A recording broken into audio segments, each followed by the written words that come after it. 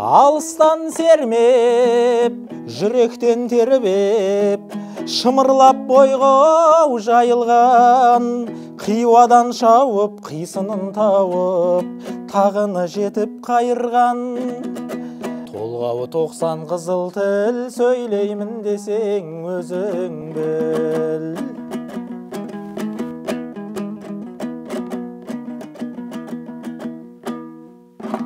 Адам баласына жыртықсыз, кірсіз, сыпайы киініп, һәм ол киімін былғап, былжыратып кимей, таза кимек дұрыс іс.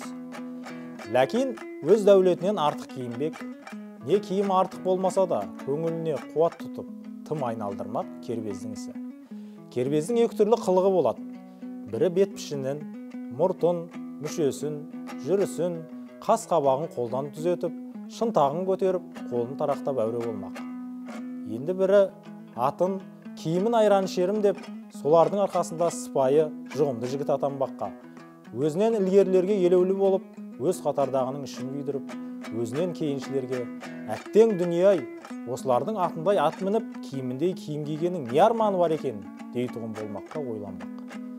Мұның бәрі ақымақтық, масқаралық. Мұны адам бір ойламасын. Егер бір ойласа, қайта адам болмағы қиыныз. Кербез дегенді осындай кердең немеден безіңдер деген сөзге ұқсатамын.